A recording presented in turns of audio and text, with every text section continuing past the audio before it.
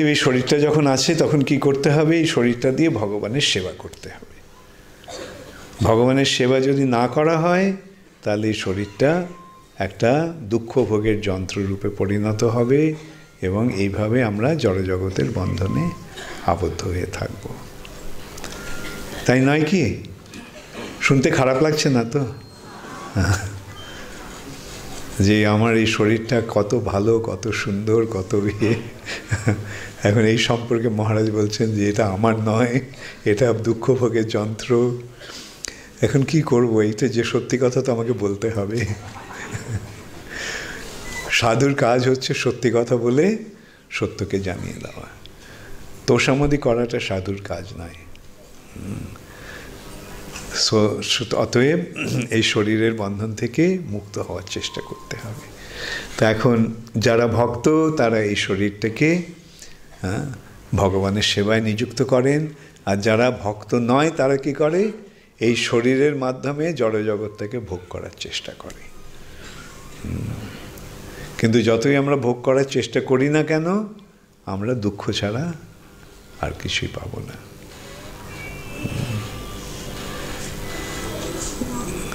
কৃষ্ণকে ভুলে মায়ার কবলে ক্লেশ পাই অবিরত। কৃষ্ণকে ভুলে যাওয়ার ফলে আমরা মায়ার কবলিত হয়ে সব সময় নানা রকম ক্লেশ বা দুঃখ ভোগ করি। তা এখন এখানে কংসকে আমরা দেখতে পাচ্ছি। কংস হচ্ছে যে যারা আসরিক প্রবৃত্তি সম্পন্ন তাদের দৃষ্টান্ত, তাদের আদর্শ দৃষ্টান্ত হচ্ছে কংস। আমরা দেখতে পাই তারা এত স্বার্থপর, তার নিজের স্বার্থ চিন্তায় বা নিজের সুখ ভোগের জন্য তারা এতই লালায়িত যে তাদের মুহূর্তের মধ্যে তাদের মনোভাবের পরিবর্তন হয়। কত স্নেহ ভরে বোনকে নিয়ে যাচ্ছে বিয়ের পরে, আর মুহূর্তের মধ্যে তার পরিবর্তন হয়ে গেল। সেই বোনকে সে চুলের মুঠি ধরে তার মাথা কাটবার জন্য তরোয়াল তুলে নিয়েছে।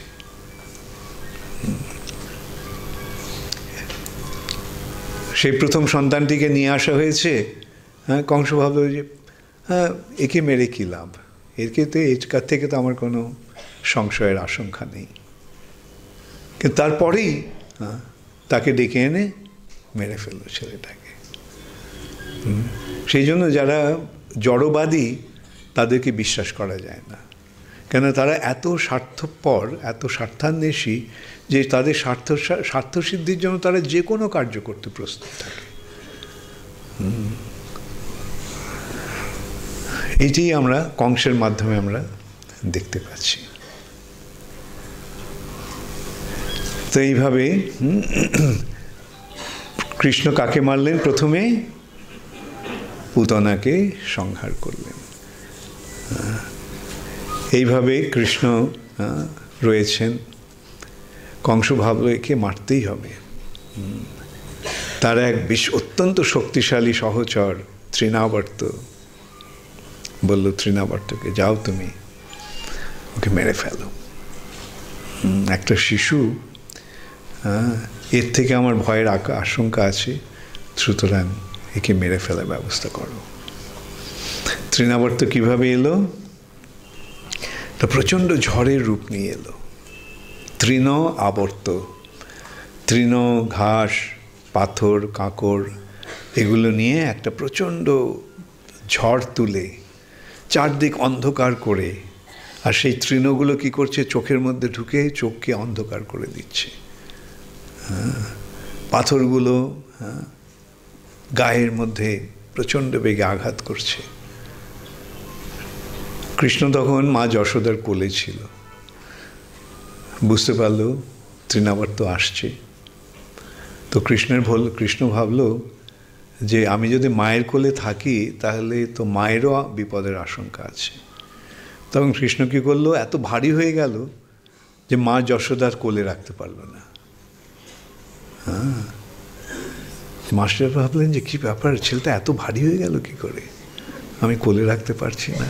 তো শিশুটিকে মেঝেতে রাখলেন। আর তখন তৃণাবর্ত এসে ওকে উড়িয়ে নিয়ে চলে গেল। আসলে সে একটা দৈত্য। ওদের যে এই যে শক্তি, যৌগিক শক্তি, এখানে আরেকটা জিনিস আমাদের মনে রাখতে হবে। আমরা অনেক সময় কিছু লোকের যৌগিক শক্তি দেখে আমরা অভিভূত হই। আমরা মনে করি এই যে যোগ শক্তি যেহেতু প্রকট করলো, প্রদর্শন করলো, এ নিশ্চয়ই ভগবান। এরকম হয় না? আমরা দেখেছি কিছু লোক একটু ছাই তৈরি করলো, একটু ঘড়ি তৈরি করলো, আর সব লোকে বললে ভগবানই ভগবান। মনে আছে তো? নামটা আমি বলবো না, তোমরা নিশ্চয়ই জানো বা বুঝতে পারছো। এখন কিন্তু এই রকম এই যে কংসের যে অনুচর, যে তাদের তুলনায় ওদের শক্তি কিছুই নয়। কিন্তু এরা কি প্রকৃতপক্ষে এরা সকলে এক একটা দৈত্য। তৃণাবর্ত সে ঝড়ের রূপ নিয়ে নিয়েছে। পুতনা একটা অপূর্ব সুন্দরীর, এত সুন্দরী রূপ গ্রহণ করেছে যে সকলে মনে করছে, ভাবছে এ কি স্বর্গের কোনো দেবী?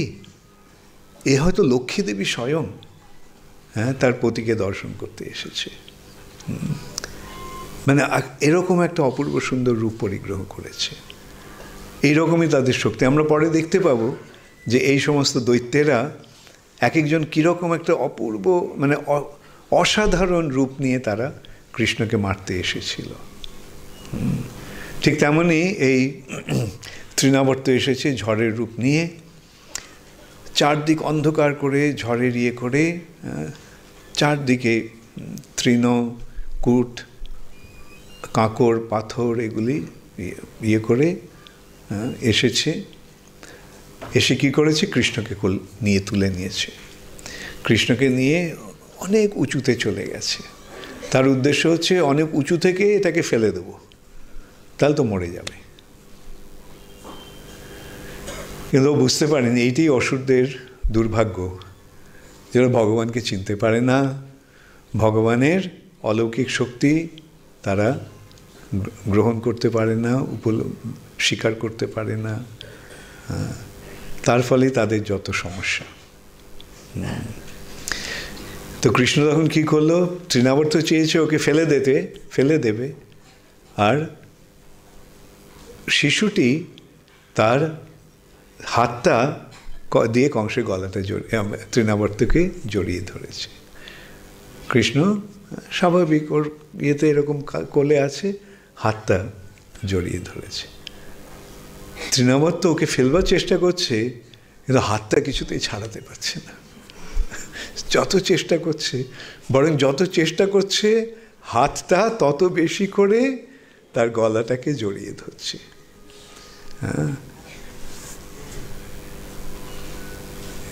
এবং অবশেষে কি হলো?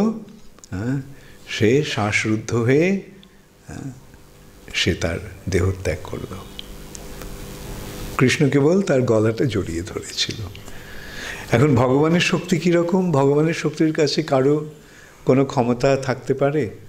যার ইচ্ছার প্রভাবে অনন্ত কোটি ব্রহ্মাণ্ড মহাশূন্যে ভাসছে, তার শক্তি যে কী সেটা কে কল্পনা করতে পারে? এইভাবে কৃষ্ণ তৃণাবর্তকে সংহার করল। আর তখন তৃণাবর্ত সেই অনেক উঁচু থেকে তার শরীরটা এসে পড়ল। আর পড়বি তো পর কোথায়? একটা বিরাট পাথরের ওপরে। শরীরের সব কিছু চুরমার হয়ে গেল, হাড়গোড়। আর সকলে তখন কৃষ্ণকে খুঁজছে, কোথায় কোথায়। মা যশোদা বৎসহারা গাভীর মতো আর্তনাদ করে খুঁজছে, আমার শিশুটির কি হলো, আমার শিশুটির কি হলো। তারপরে সকলে দেখলো ঝড় থেমে গেছে, হঠাৎ ঝড়টা থেমে গেল এবং একটা বিশাল একটা দৈত্যের শরীর পড়ে রয়েছে, আর কৃষ্ণ ওর বুকে খেলা করছে।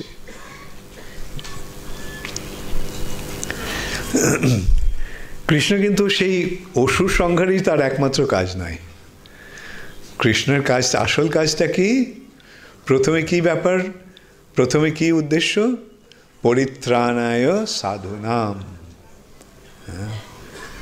পরিত্রাণ মানে রক্ষা করা। কিন্তু প্রকৃতপক্ষে সাধুদের রক্ষা করাটাই কৃষ্ণের উদ্দেশ্য নয়। সাধুদের আনন্দ বিধান করা, ভক্তদের আনন্দ দান করাটাই হচ্ছে কৃষ্ণের প্রকৃত উদ্দেশ্য। তাই কৃষ্ণ লীলা বিলাস করছেন, লীলা। সেই লীলায় কৃষ্ণ কি করছেন? এক সময় কৃষ্ণের বয়স তখন 4 বছর।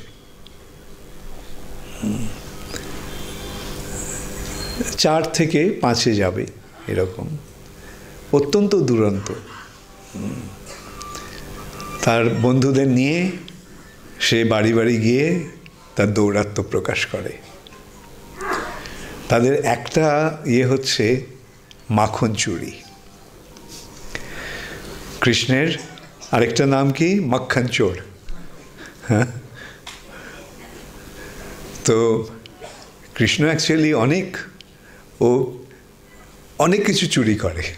তাই জন্য কৃষ্ণকে একটা স্তবে বলা হচ্ছে কৃষ্ণকে চৌরাগ্রগণ্য, চোরেদের শিরোমণি।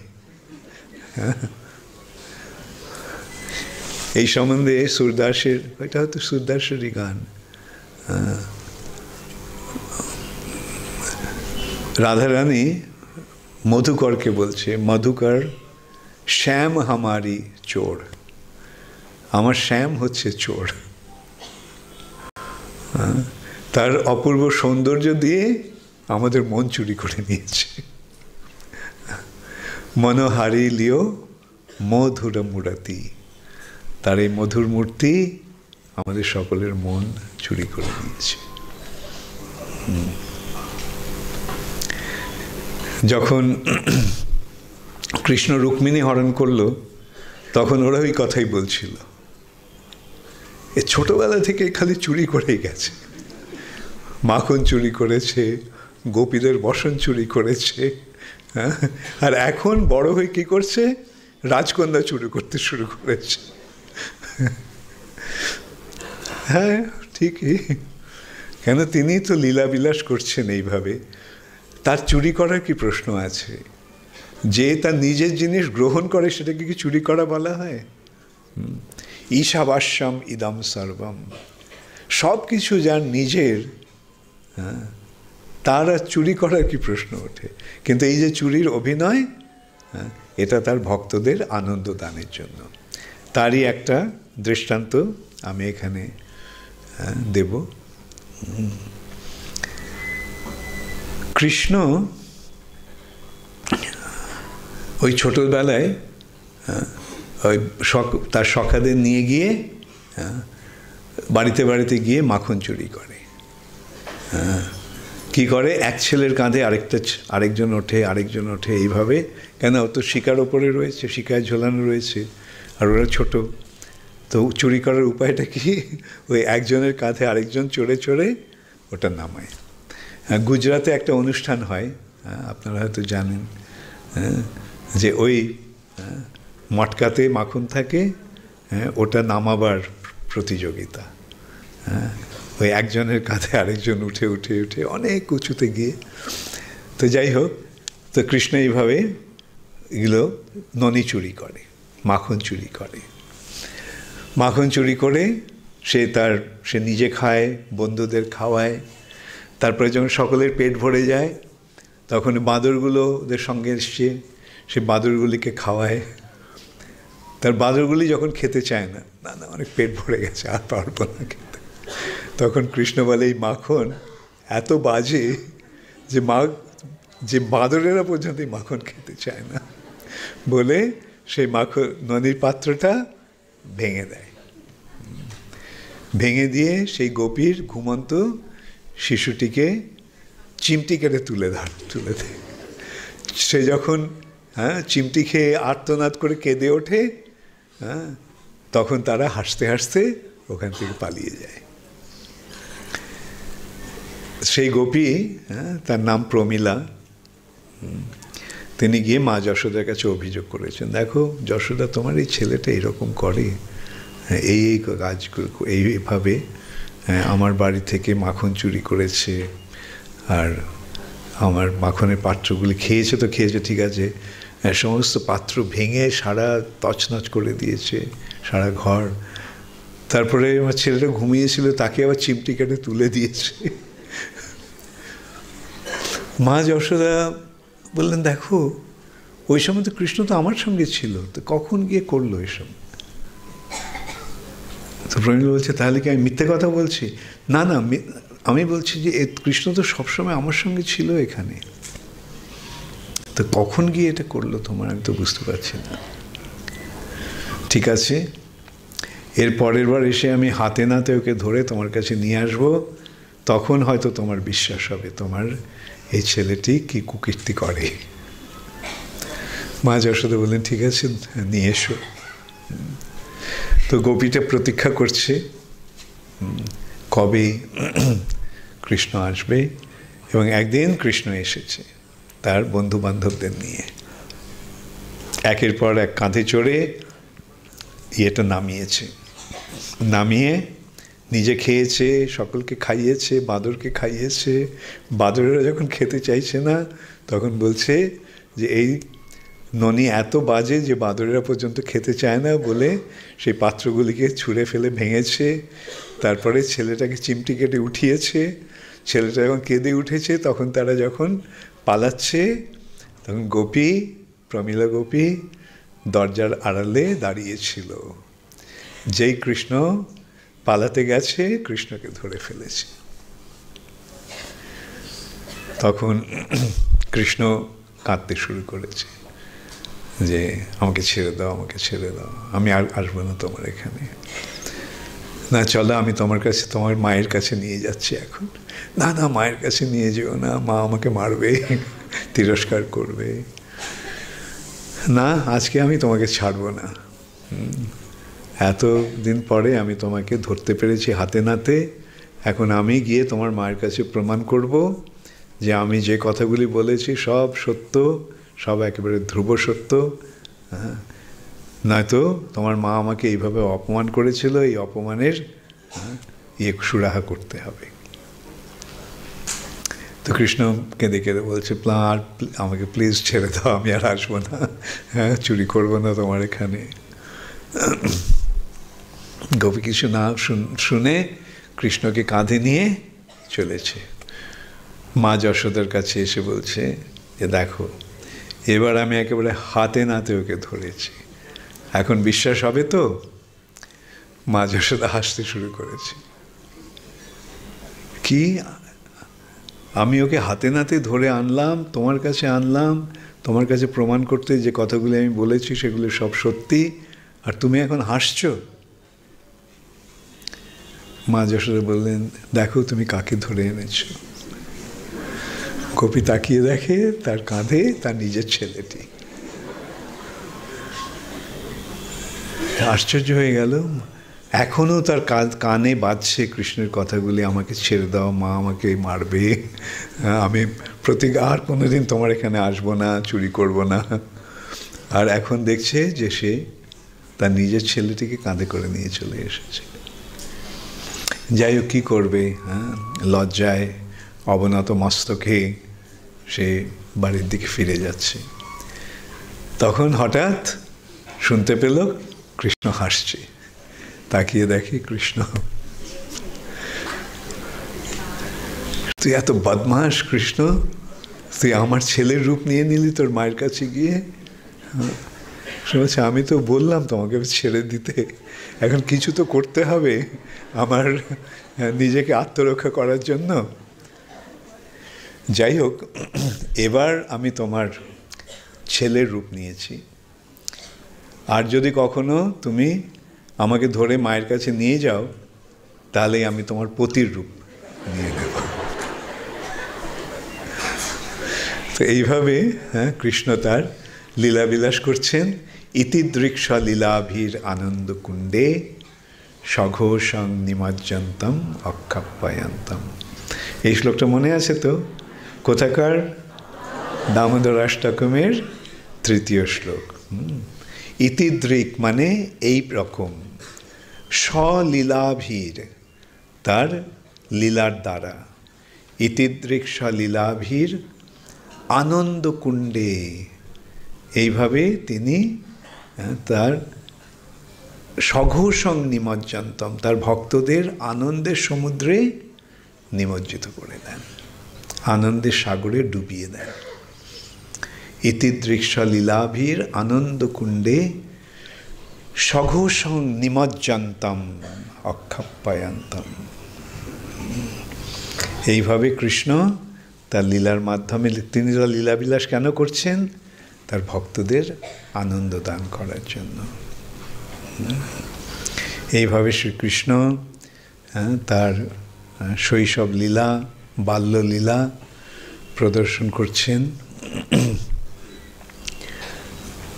তারপরে কৃষ্ণের বয়স যখন 5 বছর, তখন কৃষ্ণ এখন 5 বছর হয়েছে, কৃষ্ণ এখন বাছুরদের নিয়ে বাছুর চড়াতে যাবে। শিক্ষানবিশ, বড় হয়ে তো গরু চড়াতে হবে, তাই ছোটবেলায় বাছুর দিয়ে সেই শুরু হচ্ছে, বাছুর চড়ানো। আর যেই দিনটিতে কৃষ্ণ প্রথম বাছুরদের নিয়ে গেল 5 বছর বয়সে, সেই দিনটিকে বলা হয় গোপাষ্টমী। এই যে গোপাষ্টমীর উৎসব, সেটা ওই কৃষ্ণের গোচারণ লীলা শুরু করার জন্য। কৃষ্ণ এইভাবে গাভীদের চড়াতে নিয়ে যাচ্ছেন তার সখাদের নিয়ে। তার সখাদেরও বয়স এরকম এখন 5 বছর মতো। কৃষ্ণ গিয়ে গোপ সখাদের নিয়ে গাভী চড়াচ্ছে। তারা কি করে? সকালবেলা বাছুরদের নিয়ে যায়, নিয়ে গিয়ে বাছুরদের ছেড়ে দেয়। তারপরে তারা যমুনার তীরে বসে তারা বনভোজন করে। সকালবেলা বেরিয়ে গেছে, তো সকালে সকালে তো এত সকালে খাওয়া নয়, তাই তারা খাবারগুলো সঙ্গে করে নিয়ে আসে। নিয়ে এসে বাছুরগুলিকে এনে গোচারণে এনে বাছুরগুলিকে ছেড়ে দেয়। তারপরে তারা ওই সব নিজেদের খাবার পোটলাগুলি বার করে তারা যমুনার তীরে বসে তারা বনভোজন করে। এই ছবিটা তোমরা দেখেছো, মাঝখানে কৃষ্ণ বসে আছে আর চারদিকে গোপবালকেরা সব বসে আছে। তো এইভাবে তারা তাদের গোচারণ লীলা শুরু করেছে। সকাল থেকে সন্ধ্যা পর্যন্ত তারা এইভাবে বনের মধ্যে গিয়ে খেলা করে, গাভী চড়ায় আর খেলা করে। তো এই সময় কংসের আরও 2 জন অনুচর এসছে। তারা প্রচণ্ড শক্তিশালী, আর তাদের মধ্যে অত্যন্ত প্রতিহিংসার ভাব রয়েছে। কেন এরা 2 জন হচ্ছে পুতনার ভাই, বকাসুর আর বৎসাসুর। তো একটা এসেছে বৎস, বৎস, বাছুরের রূপ নিয়ে। অনেক বাছুর আছে, তার মধ্যে বাছুরের রূপ নিয়ে এসে মিশে গেছে। হ্যাঁ, আমি যেটা বললাম, এই সমস্ত দৈত্যদের এমনই যোগ শক্তি, অলৌকিক শক্তি, যে তারা যে কোনো রূপ ধারণ করতে পারে। তো সে এসে ওই বাছুর, তার উদ্দেশ্য হচ্ছে যে বাছুরের রূপ নিয়ে এসে অচানক কৃষ্ণকে আক্রমণ করে মেরে ফেলব। কৃষ্ণ বলরামকে বলল যে দেখো, এটাকে তো ঠিক চেনা চেনা মনে হচ্ছে না, এই বাছুরটা কোত্থেকে এলো? বলরাম বলল, হ্যাঁ আমারও তাই মনে হচ্ছে, নিশ্চয়ই কংসের কোনো অনুচর হবে। ঠিক আছে কৃষ্ণ, সাবধানে থেকো, হ্যাঁ, কখন এসে যে আক্রমণ করবে। আর অচানক তাই হলো, হঠাৎ সে বাছুরটা ছুটে এলো, এসে কৃষ্ণকে তার পদাঘাত করতে উদ্যত। আর কৃষ্ণ তখন কী করলো? ঝট করে তার পাটা ধরে নিয়ে মাথার উপরে ঘোরাতে লাগলো। ঘোরাতে ঘোরাতে ঘোরাতে ঘোরাতে ছুঁড়ে ফেললো। তার ইতিমধ্যে তার প্রাণবায়ুটা তার শরীর থেকে বেরিয়ে গেছে। তার মৃতদেহটি পড়ল একটা কপিত্থ বৃক্ষের, মানে কদবেল গাছের ওপর, মরে গেল। তার কিছুক্ষণ পরে তারা দেখলো যে একটা বিরাট বক, বকাসুর, একটা বিরাট বক যমুনার পাড়ে। ওরা সকলে আশ্চর্য হয়ে গেল, বাবা এত বড় বক তো কখনো দেখিনি। সকলে হয়ে আশ্চর্য হয়ে দেখতে গেছে কি ব্যাপার। আর সেই বকাসুরটা কী করলো, হঠাৎ কৃষ্ণকে গিলে ফেলল। আর কৃষ্ণ তখন কি করলো, তাকে তার শরীরটাকে বাড়াতে লাগলো এবং তার শরীর থেকে প্রচণ্ড তাপ নির্গত করতে শুরু করলো, তাপ বেরোতে শুরু করলো। বকাসুরকে তার মুখের মধ্যে কৃষ্ণকে রাখা সম্ভব হলো না, মুখ থেকে উদ্গার করে ফেলে দিল, উগড়ে ফেলে দিল। তখন আবার সে গেছে কৃষ্ণকে গিলতে, কিন্তু এবার কৃষ্ণ কি করলো, তার পা দুটো দিয়ে বকাসুরের যে যে গ্রীবা ঠোঁট, তার নিচের ঠোঁটটা পা দিয়ে চেপে ধরল, আর ওপরের ঠোঁটটা হাত দিয়ে ধরে তার বিশাল বিশ্বম্ভর মূর্তি ধারণ করে তার শরীরটাকে চিরে ফেলল।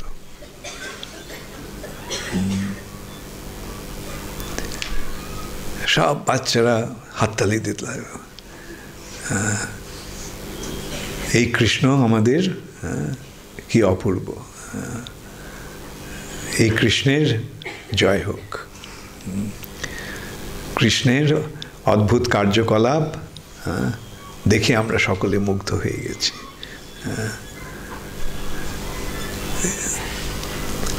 তারপরে তারা বাড়ি ফিরে গেছে। কৃষ্ণ কাউকে কিছু বলেনি, কিন্তু গোপ বালকেরা বলতে শুরু করলো সকলকে যে এইরকম হয়েছে।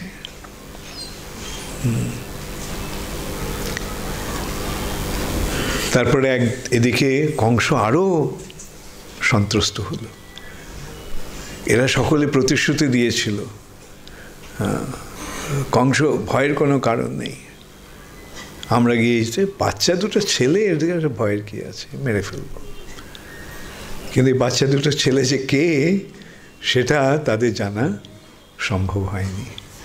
তখন এইভাবে তারা অনেক দর্প করে যদিও গিয়েছিল, প্রথমে তৃণাবর্ত, তারপরে বৎসাসুর, বকাসুর, এরাও খুব করে গিয়েছিল। কিছুক্ষণ পরে কংস অত্যন্ত মূর্ছিত হয়ে পড়েছে। তো অদ্ভুত একটা এই ছোট্ট শিশু, 5 বছরের ছেলে, এইভাবে সমস্ত অসুরদের, যাদের স্বর্গের দেবতারা পর্যন্ত যাদের নাম শুনলে ভয়ে কাঁপে, তাদেরকে এইভাবে একের পর এক সংহার করে দিচ্ছে অনায়াসে। এটি কে? তখন এই সময় অঘাসুর, আরেকজন কংসের বন্ধু, এসছে। ও জানতো, শুনতে পেরেছে, ঠিক আছে, মরেছে, তৃণাবর্ত মরেছে, বকাসুর মরেছে, বৎসাসুর মরেছে, ওরা একটা শিশুর হাতে মরলো, কি ব্যাপার বলো তো? ওরা নিশ্চয়ই যথেষ্ট সাবধান ছিল না, ওদের শক্তি ঠিক মতো প্রয়োগ করতে পারেনি। কংস কোনো ভয় নেই, আমি আছি, তোমার বন্ধু অঘা থাকতে ভয় কি? তখন অঘাসুর একটা বিশাল এক সাপের রূপ ধারণ করে, যে পথ দিয়ে গোপবালকেরা যাবে সেখানে ও বসে আছে, মুখ হাঁ করে। আর ছেলেরা সব হঠাৎ দেখলো যে একটা বিরাট গুহা, যেটা ওরা আগে কখনো দেখেনি। বলছি, কৃষ্ণ কৃষ্ণ, এই গুহাটা তো আমরা আগে কখনো দেখিনি, চলো দেখি এর ভেতরে কি আছে। কিছু বলার আগেই ওরা সব কোলাহল করতে করতে ঢুকে পড়েছে মুখের মধ্যে। আর কৃষ্ণ বুঝতে পেরেছি, আরে এটা তো একটা সাপের শরীর নিয়ে এক দৈত্য এসেছে। সেদিন বলরামের জন্মদিন ছিল, তাই বলরাম আসেনি। কৃষ্ণ ভাবছে কি করা যায়, যাই হোক। আর এদিকে অঘাসুর অপেক্ষা করছে কখন কৃষ্ণ ওর মুখে ঢুকবে, ব্যাস মুখটা বন্ধ করে দেবে, মেরে ফেলবে ওদেরকে। তো কৃষ্ণ আস্তে আস্তে ঢুকে গেল, সঙ্গে সঙ্গে অঘাসুর তার মুখটা বন্ধ করলো। আর কৃষ্ণ কি করলো, তার শরীরটাকে এত বাড়িয়ে দিল যে অঘাসুরের গলায় গিয়ে কৃষ্ণ আটকে গেল, ওকে গিলতে পারল না। আর তার শরীর থেকে প্রচণ্ড তেজ তাপ বার করতে লাগলো। অঘাসুর যন্ত্রণায় ছটফট করতে লাগলো। তার আত্মা বেরোবার কোনো পথ নেই, কেবল দুটো পথ, একটা সামনের দিকে মুখ আর একটা পেছন দিকে তার গুজ্জর দ্বার। ওই দিকটা বন্ধ হয়ে আছে আর এদিকটা বন্ধ হয়ে আছে। কি করে বেরোবে? তার ব্রহ্মতালু ভেদ করে অঘাসুরের প্রাণ বেরিয়ে গেল। এখন এখানে দেখো বিচার্য বিষয়, সিদ্ধ যোগীরা এই ব্রহ্মতালু দিয়ে তাদের দেহত্যাগ করে জ্যোতির্ময় লোকে যায়। আর এখানে অঘাসুর দৈত্য হওয়া সত্ত্বেও কৃষ্ণকে মারার দুরভিসন্ধিনী এসে সে এই গতি প্রাপ্ত হলো। এইটি হচ্ছে ভগবানের লীলার, ভগবানের কৃপার প্রদর্শন। শত্রুরূপে এসেছে, কিন্তু ভগবানের হাতে নিহত হয়ে তারা পরাগতি লাভ করছে। আর এসে কি করলো? ও দাঁড়িয়ে ও ইয়েতে অবস্থান করছে, কখন কৃষ্ণ বেরোবে। আর যখন কৃষ্ণ বেরিয়ে এলো তার মুখ থেকে তার সখাদের নিয়ে, তখন অঘাসুরের আত্মা কৃষ্ণের শরীরে লীন হয়ে গেল। ব্রহ্মা ওপর থেকে তার হংস বাহনে বসে দেখছিলেন। তিনি ভাবলেন যে এটা কে, এই ছেলেটি কে? 5 বছরের একটা শিশু যে অঘাসুরের মতো একটা অসুরকে, যার নাম শুনে দেবতারা ভয়ে কাঁপে, সেই অসুরকে এরকম অনায়াসে মেরে ফেলল। আর তার আত্মাটা আবার তার শরীরে মিলিয়ে গেল। এ কি আমার প্রভু নারায়ণ? নারায়ণ ছাড়া এরকম কাজ কে করতে পারে? ঠিক আছে, দেখি তো কে।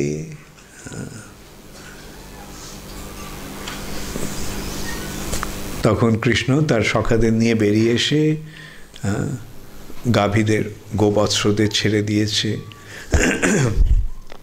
বনে চড়বার জন্য। আর কৃষ্ণ তার বন্ধুদের নিয়ে বসেছে বনভোজন করতে। তখন তা যে যার নিজের খাবারগুলি বার করেছে। একজন বলছে, কৃষ্ণ দেখো আমার মা কি সুন্দর এটা মিষ্টি তৈরি করেছে। নিজে খেয়েছে, বলছে খেয়ে দেখো দেখো কি সুন্দর হয়েছে, এটা কি অপূর্ব এর স্বাদ। কৃষ্ণ বলছে দেখি দেখি, খাচ্ছে। আরেকজন বলছে দেখো আমার মা এই মন্ডাটা কিরকম সুন্দর বানিয়েছে, এই মিঠাইটাকে সুন্দর বানিয়েছে। এরা সকলে দিচ্ছে, কৃষ্ণ খাচ্ছে। কে আবার কৃষ্ণের পাত থেকে চুরি করছে। কৃষ্ণ কৃষ্ণ দেখো ওই পাখিটা ওখানে কি সুন্দর। কৃষ্ণ ওদিকে দেখলো, তার পাত থেকে সে খাবারটা চুরি করে নিল। নারায়ণের সঙ্গে তো কেউ এরকম আচরণ করবে না, নারায়ণও এরকম আচরণ করবে না। তাহলে কে? দেখি তো এ কে। কেন পরের অন্যের উচ্ছিষ্ট নারায়ণ তো কখনো খেতে পারেন না। আর কেই বা নারায়ণকে তার উচ্ছিষ্ট দেবে? আর নারায়ণই বা সেটা কেন গ্রহণ করবেন? তো দেখি এ কে। সেটা পরীক্ষা করার জন্য ব্রহ্মা কি করলো? সেই সমস্ত বাছুরদের চুরি করে নিয়ে গেল, নিয়ে একটা গুহার মধ্যে রেখে দিল। তো হঠাৎ সব গোপবালকেরা দেখছে যে গোবৎসগুলি নেই, বাছুরগুলো নেই, দেখা যাচ্ছে না, একটাও বাছুর নেই। তো কৃষ্ণ বললে তোমরা খাও, আমি দেখছি। ওরা হয়তো বনের মধ্যে ঢুকে গেছে। তো কৃষ্ণ বাছুরগুলিকে খুঁজতে গেল, কোথাও কে খুঁজে পেল না। তারপরে যখন হতাশ হয়ে সে ফিরে এলো, তখন দেখে তার বন্ধুগুলিও সব কেউ নেই। ব্রহ্মা তাদেরকেও চুরি করে নিয়ে গেছে। তো কৃষ্ণ তখন বুঝলেন যে এটা ব্রহ্মার কাজ। আচ্ছা ব্রহ্মা, তুমি আমাকে পরীক্ষা করতে চাও? ঠিক আছে। কৃষ্ণ তখন কি করলেন? সমস্ত গোবৎস এবং সমস্ত গোপবালকদের তিনি প্রকট করলেন তার নিজের শক্তি দিয়ে। ব্রহ্মা ওই গোপবালক আর গোবৎসদের একটা গুহাতে রেখে যখন ফিরে তাকালো, দেখে ঠিক সেরকমই বনভোজন চলছে। সব বাছুরেরা চড়ছে, ঘাস খাচ্ছে, সব গোপবালকেরা আনন্দে বনভোজন করছে। ব্রহ্মা বলল, কী ব্যাপার? তো যখন আবার ফিরে দেখলো যে না, বাছুরগুলো সব ঘুমিয়ে আছে, শিশুরাও ঘুমিয়ে আছে, যোগ নিদ্রায় থেকে তাদেরকে ঘুমিয়ে রেখেছেন। এবার যখন ব্রহ্মা ফিরে তাকালো, ব্রহ্মা ফিরে দেখলো সেই সমস্ত বাছুর এবং সমস্ত গোপবালকেরা সব এক একজন নারায়ণ। ব্রহ্মা জানতো যে তার প্রভু এক নারায়ণ, আর এখানে তিনি দেখছেন যে কত অসংখ্য নারায়ণ গোপবালক আর গাভী রূপে। তখন তিনি বুঝতে পারলেন এই কৃষ্ণ হচ্ছেন তার নারায়ণের, যার থেকে নারায়ণ হচ্ছেন তার অংশ, অংশের অংশ হচ্ছে নারায়ণ। সেই কৃষ্ণকে তিনি চিনতে পারেন। এই লীলাটিকে বলা হয় ব্রহ্মমোহন লীলা। ব্রহ্ম মোহিত হয়ে গেল।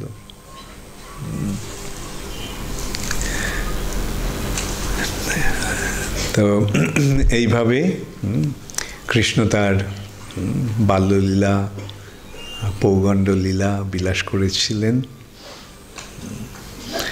এখানে আরেকটা, এই সূত্রে আরেকটি কথা বলে আমি আজকের মতো এটি শেষ করব।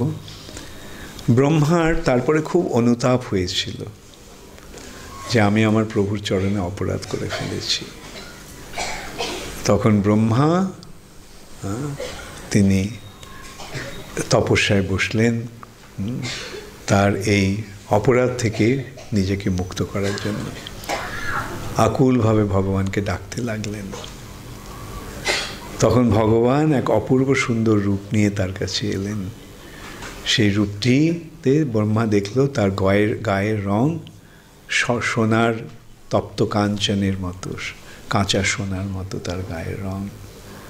তার অপূর্ব সুন্দর রূপ, সে এক অপূর্ব সুন্দর জ্যোতিতে উদ্ভাসিত। ব্রহ্মা তার কাছে ক্ষমা চাইলেন। ভগবান বললেন, ঠিক আছে, কোনো অসুবিধা নেই, তুমি যেটা করেছো এবং তার যে ভুলটা বুঝতে পেরেছো সেটাই যথেষ্ট। তখন ব্রহ্মা বললেন যে প্রভু, আপনার এই রূপটি তো আমি কখনো দেখিনি। ভগবান বললেন, হ্যাঁ, এই রূপ নিয়ে আমি আসব কলিযুগে। সেই রূপটিকে শ্রী চৈতন্য মহাপ্রভু। ব্রহ্মা তখন অনুরোধ করলেন যে আপনার সেই লীলাতে আমাকেও অংশগ্রহণ করার সুযোগ দেবেন। কৃষ্ণ বললেন, হ্যাঁ, নিশ্চয়ই দেবো তোমাকে। ব্রহ্মা তখন বললেন যে আমার আরেকটা অনুরোধ, আমি যে ব্রহ্মা, এই অহংকারে মত্ত থাকার ফলে আমি কত অপরাধ করে ফেলি, তাই আপনি আমাকে সেই মহৎ পদ দেবেন না, আমাকে একটা অত্যন্ত অধঃপতিত রূপে আমাকে যেন আমি আপনার লীলায় আসতে পারি। তাই সেই লীলায়, মহাপ্রভুর লীলায় ব্রহ্মা এক মুসলমান সন্তান রূপে এসেছিলেন এবং তিনি হচ্ছেন হরিদাস ঠাকুর। শ্রীল হরিদাস ঠাকুর কি জয়। আর শ্রী চৈতন্য মহাপ্রভু যিনি হরিনাম দান করার জন্য এসেছিলেন, তিনি তাকে এই নামের আচার্য রূপে, হরিনামের আচার্য রূপে তিনি তাকে প্রতিষ্ঠা করেছিলেন। নাম আচার্য শ্রীল হরিদাস ঠাকুর কি জয়, শ্রীল প্রভুপাদ কি জয়। কিছু প্রশ্ন ছিল আগে থেকেই, আমি দেখছি এই প্রশ্নগুলো একটা উত্তর আমি দিয়ে, আজকে আর নতুন প্রশ্ন নেব না, আমি এই প্রশ্নগুলি দিয়ে আমি একটু কীর্তন করব। হ্যাঁ, একটা আমরা আগে থেকে স্থির করেছি। মমতা প্রামাণিক, বিজয়গড়, কলকাতা। মমতা প্রামাণিক কে?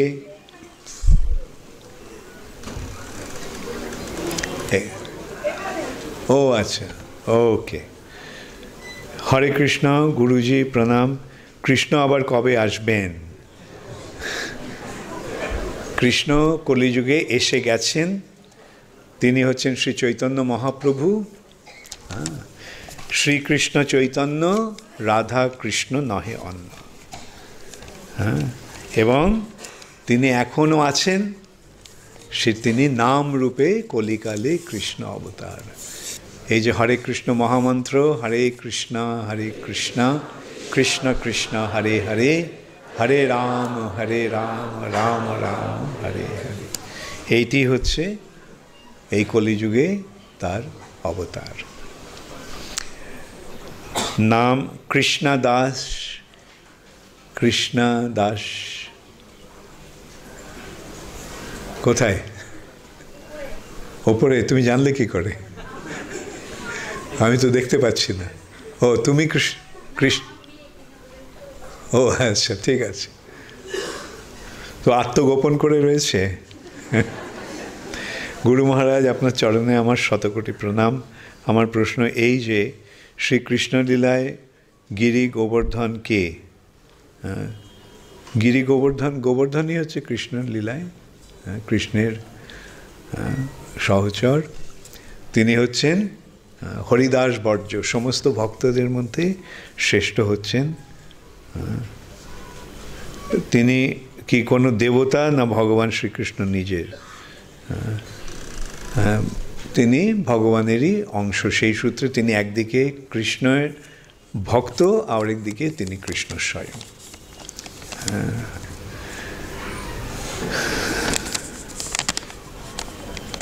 শুভঙ্কর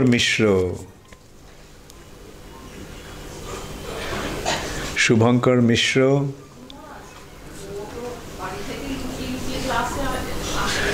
ও আচ্ছা, ঠিক আছে।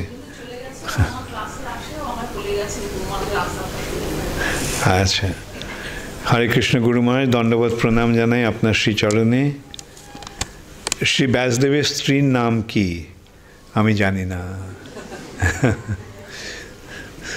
ব্রহ্মা যখন ভগবানের দ্বারা অভিশাপ প্রাপ্ত হয়ে কলিযুগে যবন হরিদাস রূপে এসে মহাপ্রভুর কৃপায় গোলকে চলে গেলেন, তাহলে তখন সেই ব্রহ্মার কি 100 বছর সম্পন্ন হয়ে গিয়েছিল?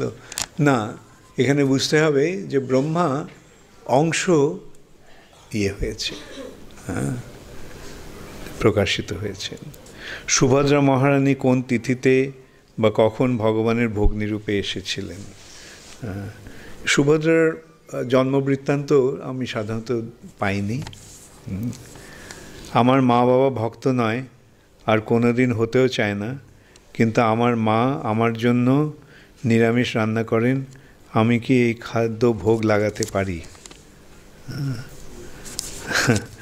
ঠিক আছে, তোমার মা যদি ভক্তিভরে করেন তো মাকেও বলো, যখন তোমার জন্য রান্না করছেন তাহলে তিনিও সেই নিরামিষই খেতে পারেন। আর যদি সম্ভব হয়, যদি ভোগ লাগাতে চাও ভগবানের, তুমি নিজেই রান্না করে নিও।